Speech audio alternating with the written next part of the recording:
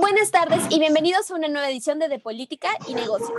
En esta oportunidad nos encontramos con Moisés Piscoya. Él es intérprete de lengua de señas peruana y en estos meses de pandemia, o bueno, ya hace bastante tiempo, él se ha hecho bastante conocido porque él es el intérprete, podemos decirlo que del Estado. Él es el que ha estado, el que ha estado dentro de nuestras pantallas de los televisores ahí, durante los mensajes de la nación, tanto del presidente Vizcarra o en su momento del presidente también Sagasti. ¿Cómo estás, Moisés? Hola, ¿qué tal? ¿Qué tal, Ana María? Un gusto poder estar contigo, con los televidentes, con las personas que te siguen. Gracias por la invitación y bueno, feliz de poder estar en este momento contigo. Así es, hay un dato muy importante en este punto que podemos rescatar que más de 500.000 de peruanos con discapacidad auditiva se mantuvieron informados gracias a Moisés y que estuvo también el presente durante todo el tiempo de la pandemia, ayudando al proceso de comunicación e información a la población. Vamos a entrar un poco en el tema de ¿cómo decidiste dedicarte a esto? ¿Cuál fue tu principal motivación?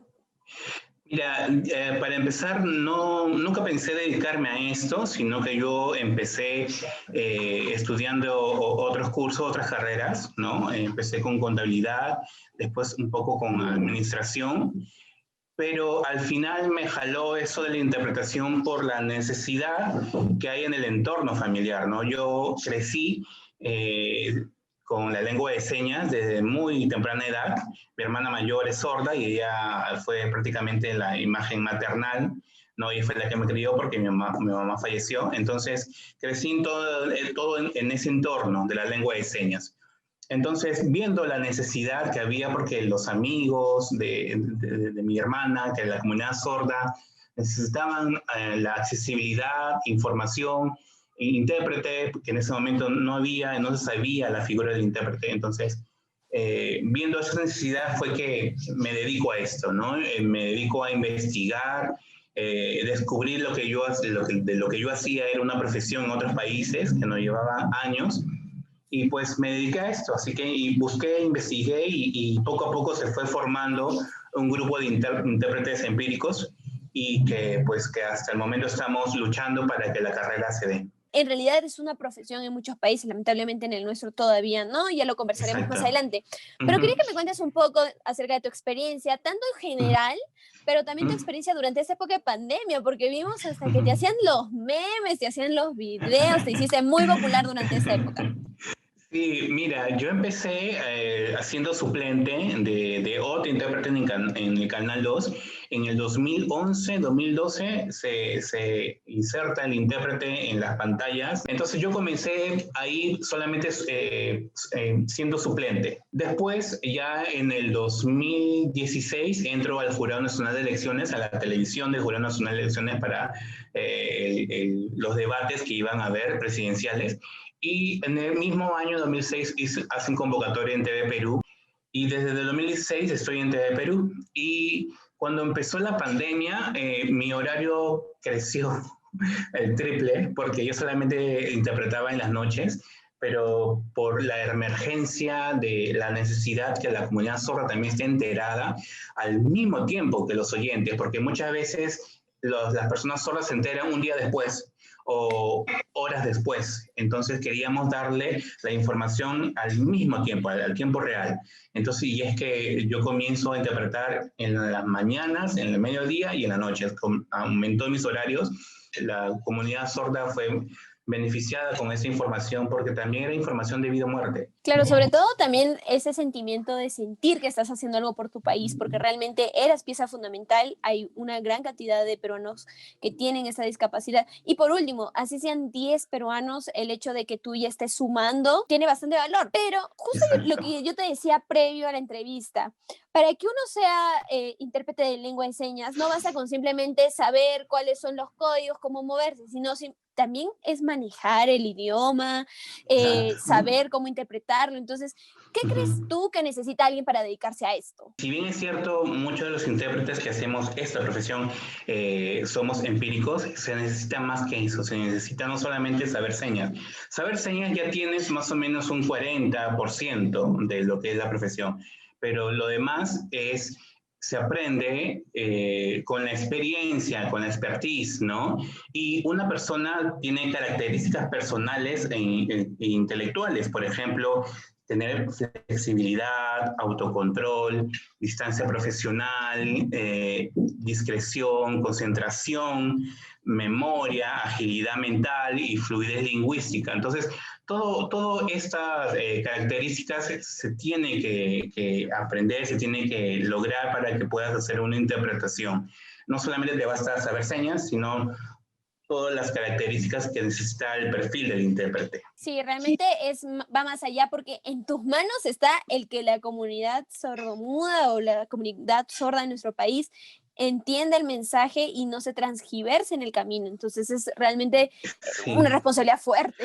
Es una responsabilidad fuerte porque puedes dar información a veces mal hecha por no capacitarte, por no aprender. Entonces el sordo está obteniendo una información que tiene que ser auténtica y veraz. Entonces no te puedes equivocar. Tienes que dar la información tal cual, ni aumentar ni quitar información, sino tal cual. Y bueno, y así se le cumple los derechos de la persona sorda en darle la accesibilidad a la información. Entremos un poco al tema del que íbamos a hablar hace un momento, que es la problemática de la lengua de señas en nuestro país. Lamentablemente no hay una profesionalización del tema. Muchos de las personas que se dedican a esto o son empíricas o tienen que irse al extranjero para capacitarse y más o menos si una persona, por ejemplo, pongamos que yo tengo interés en aprender el lenguaje, la lengua de señas, ¿qué es lo que tengo que hacer? ¿Cómo lo hago? ¿Dónde puedo estudiar? ¿Cómo es que se mueve ese tema? Sí, mira, la mayoría de intérpretes son intérpretes empíricos porque tienen algún familiar sordo o lo han aprendido de alguna persona cercana, ¿no? Entonces, han habido talleres de asociaciones o de organizaciones o ONGs que dan talleres de lengua de señas y han aprendido algo básico, pero ha llegado a que les ha gustado esto y han aprendido más con las mismas personas sordas. Entonces, por ejemplo, yo lo adquirí a temprana edad, soy usuario de la lengua de señas y pude capacitarme en otros países, pude hacerlo, pero si lo quieres hacer acá, no había muchas oportunidades. Ahora, recién este año, la Universidad de Idiomas del Pacífico ha abierto las clases de lengua de señas como enseñar inglés, ¿no? Te dura 3 años y es la primera vez acá en el Perú que se hace esto, ¿no? Con profesores sordos, que utilizan la lengua de señas como su lengua natural y lo hacen excelente. Entonces, en la Ministerio de Educación también enseñan, pero solamente en básico. Entonces, con el Ministerio de Educación estamos teniendo más o menos ya llevamos 3 años de reuniones técnicas para poder aprobar primero el perfil del intérprete.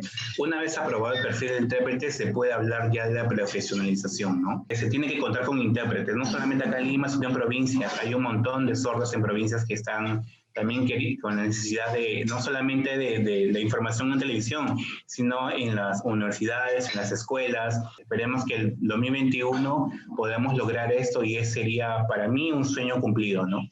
No solamente, también en realidad en todas las entidades que tienen que recibir o tienen contacto con público, es necesario que hayan personas especializadas en lengua de señas porque hay gente que puede ser sorda y que llega al lugar y no tienen cómo comunicarse, entonces es realmente imprescindible. Y es más, hay leyes al respecto. Entonces, sí, a pesar que hay una ley, la ley 29535, que es la ley de la lengua de señas, que reconoce la lengua de señas como idioma propio de la comunidad sorda y que también tiene sus reglamentos, 7 años después, pero tiene sus reglamentos, pero no se cumple a cabal. Entonces, se tiene que dar, se tiene que cumplir, porque cada establecimiento que da servicio al usuario, pues tiene que contar con un intérprete de señas, ¿no? Sí. Pero bueno, esperemos que el 2021 sean mejores cosas para la comunidad sorda. Definitivamente, y hay que ver, el próximo año elegimos a nuestro nuevo Exacto, gobierno, entonces, ¿qué exacto. planes por ahí Ajá. tienen con respecto a estos temas? Bueno, Bueno, estamos queriendo saber información sobre personas con discapacidad, qué cosas van a hacer con personas con discapacidad. Entonces estamos tratando de tener información.